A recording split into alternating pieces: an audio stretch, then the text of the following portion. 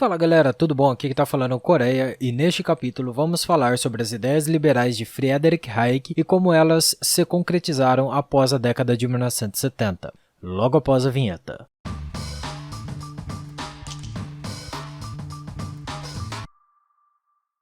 Se você está vendo esse capítulo no YouTube e não é inscrito no canal, se inscreva e ative o sininho para receber uma notificação quando for lançado um vídeo novo. Se estiver ouvindo o podcast, não se esqueça de curtir e seguir para não ficar de fora quando tiver novos episódios. Chega de enrolação e vamos lá para o conteúdo. Todas as correntes econômicas tinham seus críticos, principalmente a keynesiana, que ainda nos dias de hoje continua sendo a dominante. Com as fórmulas econométricas, métodos matemáticos e a ausência de evidências empíricas, aqueles que a contestavam sempre tinham um prato cheio de motivos para isso. Normalmente, os detratores eram políticos e economistas progressistas que acreditavam que o livre mercado era injusto e totalmente voltado para os ricos, fazendo com que os pobres sofressem sempre, de um jeito ou de outro. Entretanto, não era apenas a ala progressista que atacava ferozmente o pensamento dominante. Haviam aqueles que diziam que o livre mercado é a solução para os problemas e que o modelo atual nada mais é do que um deterioramento da ideia de uma sociedade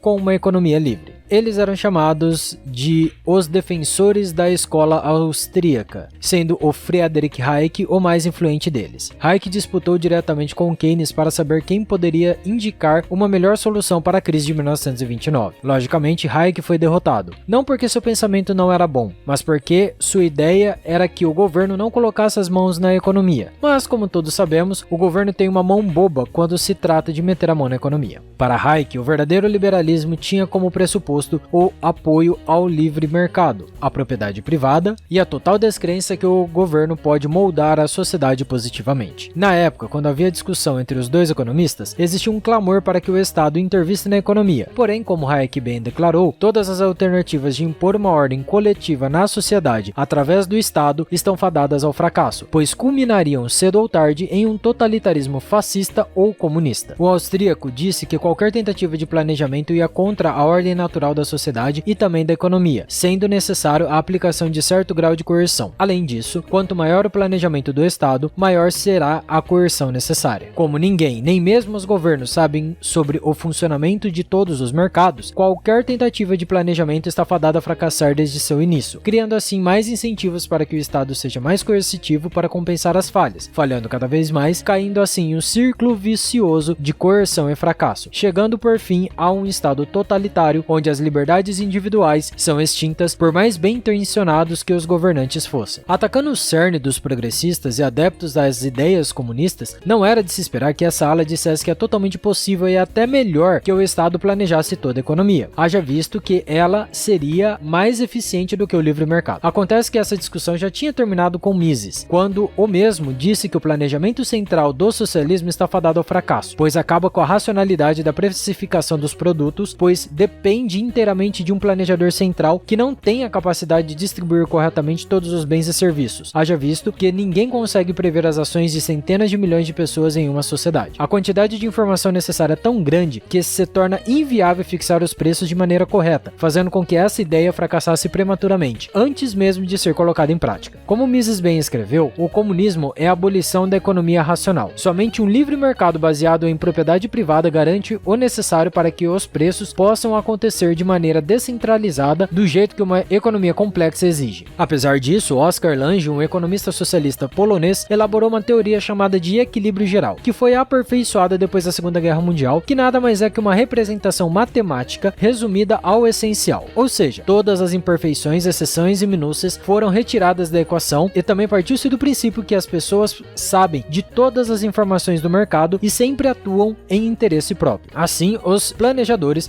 poderiam utilizar esse preço como base e deixar que o livre mercado o ajustasse à oferta e demanda, baseado nos preços informados previamente. Posteriormente, o comitê organizador de toda a economia ajustaria o preço analisando a oferta e demanda de cada local. Para Lange, isso seria totalmente eficaz, não só para o planejamento de toda a economia, mas também para diminuir as desigualdades e diminuir a tendência de pensamento de curto prazo. O que Lange fez foi utilizar as ideias da microeconomia e transformá-la na macroeconomia. Hayek e os outros economistas austríacos disseram que a ideia de Oskar era impossível, pois as pessoas não tinham todas as informações necessárias, muito menos que o mercado era perfeito. Ao contrário, as pessoas e as empresas eram mal informadas e a sociedade como um todo era falha. Por isso que o mercado é a melhor maneira de distribuir os bens e serviços. Por fim, essa visão de agentes imperfeitos virou a base de toda a escola austríaca. Na total ignorância que as pessoas sempre se apresentam, o mercado é o melhor jeito para se obter informação, não para dar informação como alegava Lange. Cada player do mercado sabe bem a sua situação, a quantidade de produtos e serviços que dispõe e o patrimônio para adquirir mais, podendo planejar o futuro de acordo com as informações que os preços passam naquele determinado momento, sendo ela descentralizada e distribuída em toda a sociedade. Hayek mostrou que essa ordem espontânea do mercado é o melhor jeito de organizar essa complexa economia moderna, já que a sociedade é um ente vivo e não estático, impossibilitando assim que o conhecimento total seja possível de ser encontrado em uma pessoa ou entidade centralizadora. A tentativa de criar uma organização centralizada vai contra os instintos do mercado e também da sociedade, e por isso deve ser combatido a todo custo. Com essa ideia de ordem espontânea e o que o governo deve ou não fazer, fez com que os escritos de Hayek começassem a pender mais para o lado político. O seu livro The Constitution of Liberty, publicado pela primeira vez em 1962, afirma que o governo deve apenas agir para manter o funcionamento espontâneo do mercado e que não deve entrar no meio da vida privada das propriedades e dos contratos das pessoas, pois todos esses são sagrados. Além disso, dizia que toda lei deveria ser aplicada em sua universalidade, inclusive o Estado deveria estar abaixo dela. Hayek era a favor da democracia, mas tinha certas críticas que em dados momentos dizia que a mesma era a tirania do coletivo. Com o término da última grande guerra, os governos dos países em consenso utilizaram políticas keynesianas para reconstruir os países afetados pela guerra. Mas os austríacos não ficaram parados. Criaram a Sociedade Monte Pelerin, que tinha como objetivo auxiliar os especialistas do livre mercado quando a política keynesiana começou a afundar nos anos 1970. Margaret Thatcher e Ronald Reagan foram os que começaram a utilizar as ideias dos liberais, puxando outros países para esse pensamento voltado ao mercado, culminando assim na criação do que muitos progressistas chamam de neoliberalismo. O foco dessa política era a privatização de estatais, diminuição do governo e de sua interferência na economia e no funcionamento do mercado. Com a queda da União Soviética, a política de Hayek se avivou ainda mais, tanto que até o Partido dos Trabalhadores, a ala mais progressista da Commonwealth, que seria o nosso Congresso na Inglaterra, dizia que não havia outra solução senão aceitar a política de Hayek. Apesar de ter um certo triunfo das ideias liberais, as ideias keynesianas ainda continuam a ganhar Nobel de Economia, além de sempre estarem presentes quando um governante um pouco mais sedento por colocar a mão no mercado aparece. Na crise de 2008, quando os bancos foram socorridos pelos governos, os economistas voltaram a se dividir. A ala mais liberal acreditava que o governo não devia ter ajudado os bancos, mesmo que o próprio Estado tenha criado todo o aparato para que a bolha fosse criada. Inclusive, foi nesse momento que surgiram aqueles que deram mais vida a mais um dos trabalhos de Hayek, o livro A Desestatização do Dinheiro. E também foi nesse interim que, em algum lugar do mundo, em um fórum perdido na internet, que Satoshi Nakamoto começou a criar o que chamamos hoje de Bitcoin. E assim terminamos nosso capítulo. Falamos sobre como o liberalismo começou a tomar força e como suas ideias estão vivas até hoje, mesmo que hibernadas, ainda mais depois desse advento da crise de saúde que estamos vivendo. Se você ficou com alguma dúvida, deixe sua pergunta aqui nos comentários ou no nosso Instagram,